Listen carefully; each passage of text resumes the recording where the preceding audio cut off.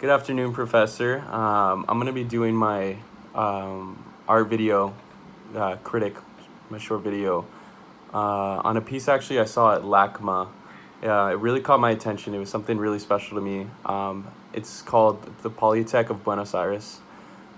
This actually hit me really special because I actually am Argentine, and I actually recently lived there for 2 years. I'm always visiting. I've actually visited my whole life. And it was actually this piece, which is on the Villas, which is an area of poverty, of extreme poverty in Argentina. This piece caught my eye and actually hit really home with me because it was something I've driven past 20, 30, 40 times. I don't even know how many, and seeing this part of Argentina while I was living in the city and living a quite different life to these people that live here. And it's just an area that really, really caught my attention. It's an area of an extreme poverty, which is actually captured quite amazing. It's captured in a way it's very hard to understand how many years 2 years they spent on this. It's a beautiful piece that just captures everything about the VS that I've always had to see all my life. So as the Museum of Fine Arts on Houston's website actually said, where I got my beginning information from it, they seem to be holding the painting at the moment, actually. The artwork is said to be done by an Argentine collective known as Mondongo. They were founded in 1999, and the date of the painting, of the creation, actually took around 2 years, for 2014 to 2016, which is understandable because the detail in the painting and the amount of time put into it is just, it required so much.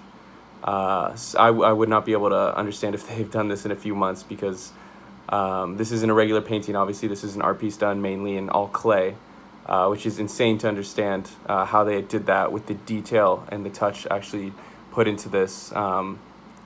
So many different materials used in the painting, ranging from, and so many different aspects, ranging from in the top half. They actually have a representative of the stock market at the time, and on the lower half is the whole main feature of the painting, which is the Villas. You see all the different homes, which to us would not be considered homes, but to them is their home. Just bricks stacked on top of each other with cement, and some of them without roofs, some of them tarps as roofs. No water, no electricity, no help from the government. They're just left there to live on their own, which isn't really even a form of living, personally, if you ask me, because they're really, really struggling. As said in an article actually by the Museum of Fine Arts, written by Carrie Ingram, the work actually stands at 12 feet high and was hand sculpted by clay and other materials. And put better and added to in a different article in the weekly Polymer Arts blog, they actually used plasticine as paint with little dabs, thin snakes, and smeared blending of colors that just creates an amazing, amazing work. There's no doubt that this needed more than a year of work when you look at the detail and all the different aspects in the work. There's no question why it took so long. In the lower half, the VS, there's just such beautiful color of the Polytech, of the bright blues, the yellow reds. Still could not take away, though, from the actual horror in the city, the awful condition that their place of living is. Every bright color, the beautifully bright yellow homes that stick out, the beautiful red colors, they may have not actually been able to do as much as I'm sure they love their homes to look, but they still put such beauty into it. And the painting, the sculpture, the artwork actually just captures that so well. Although the artist did use forms of dramatization to show the pain and suffering that is happening in the Villas, with bodies lying on the floor, some left naked, dead, lying on the floor, surrounded by this massive hole in the middle of the street, a hole so large that obviously could have been fixed, but I just feel like it showed the abandonment of the city and the government to just not assist and fix this town, to fix the struggle and the poverty that they're actually in. Leaving the artist deciding to put that hole in there, I think really captures just how these people have been left and abandoned and by the government. It's a really good meaning he put behind it. And since it is a Polytech, it does close and open. So on the back part of it, there are actually different images of people sitting sitting within one of the stores in the heart of the city. If you look into their faces, you actually can see the loneliness and sadness. They capture just the pain and suffering that they are all really going through. With one sitting, while one sitting there seeming to be reading a novel, the other sits at a table with a blank stare in their face. You could see the detailing the artist puts into the lines drawn from the hair, the lines in the gown, to the city behind her. Speaking of the city, actually, one of my favorite parts, or not favorite parts, it's actually the sad parts of the painting, which is just that you see the beautiful Buenos Aires in the background, and the Villas, that is right outside of it. Everyone knows so much about Argentina, and it's or not enough, but what we do know is it's a beautiful tourist town. It's known for its amazing food, amazing meats, beautiful scenery, beautiful buildings. To me, obviously, I'm a little biased, but it is a beautiful, beautiful country to me. But it's just sad that I personally do know the poverty in almost a third world country becomes at times, when you at some areas that just people don't know, which is why I really do just love this painting. I get a little more later into why appreciate the cultural involvement this painting does and it awakes to others. Anyways, finishing with the rest of the piece, compared to the front, the lighting in the back is actually a lot darker. It's a lot dimmer.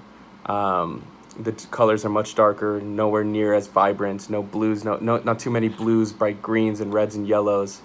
It's to really, I feel, to dramatize the deep sorrow that is expressed on those people on the back, their faces, to show the pain that they really are in. From the top row with the portraits, the one that sticks out to me the most is the one of the little girl sitting in the room. She has such a depressing, sad look in her face, just showing the terrible condition and lifestyle she's forced to be lived in. The bottom half of the back is actually a great representation of the artist painting the piece where we're actually looking at. I think it's very interesting because in the back you see the piece we are looking at, but through his eyes as they are working on it, which I thought was very different and honestly one of my favorite parts as well of this. This is just so hard to choose a favorite part, but I think that was very extraordinary to see. I had to triple take it just because I was confused on how what I was looking at was what he was looking at inside of the piece, which is just absolutely beautiful to me. The detail and just the replication that was put into the painting and the entire Polyptych is in such greater detail, like in the line work of the buildings, the skyline, and just the people. But to me, why this painting is culturally significant is it really just gives a deeper, like I mentioned, deeper understanding to how life and the real issues that are happening in such a tourist hotspot. As put in LA Times, it portrays Buenos Aires's glittering downtown view, the big buildings, the beautiful scenery, yet within a view of this, as they call it, shanty town known as Villa 31, or as we call it in Argentina, as Las Villas, the Villas. It's just very hard to see such a place of so many people left alone when it's such a beautiful, beautiful city right next to it. And it's almost as if it's a line drawn, like a border between two different parts of a country, almost as if it's two different countries just left alone on their own. I think it's a great visual representation of that large gap that is happening between the rich and the poor. That reminds us of the extreme poverty that is in this country. That gap continues to go bigger and bigger with the corruption in the government, and I think it shows a great way. I think that's even why he included the stock market, just to show that there's big issues in Argentina with the government especially, and how it is affecting the people. There are so many, the food, as I mentioned, the drinking, all the historical sites that are talked about when people come to visit Argentina. Yet just outside, this tourist city, there are people struggling to living in shacks with no roofs, no power, no running water. I think this really allows us to get a better view of life in other countries and the suffering still in places you wouldn't ever expect it to be in. Because, I feel most people only know so much about Argentina, and that's food, soccer, and it is a beautiful city. I think most people know that, but it's a piece like this that can really show the suffering and the pain that's going on, and the depths of the country and some of the problems, and the representation of the people who are forced to live here and the depths of their grief. So as I mentioned, this painting did really speak to me because I am Argentine and I did live there for a few years. During the summertime, I actually did visit again, and there's still parts of the city that look like this. This especially still is, remains untouched, almost as if they're just left there on their own. The part of the city has no assistance from the government. It is run down with no electricity, no running water. They have to, find a way to get that to themselves on their own. That's why this piece has such a significant thing to me, such a meaning, because the paintings on the Polytech and just the clay, the work, the detail put into it just shows that other people out there are trying to get the message across and really let people understand and see the issues that are out there in the world. Okay, thank you very much, Professor.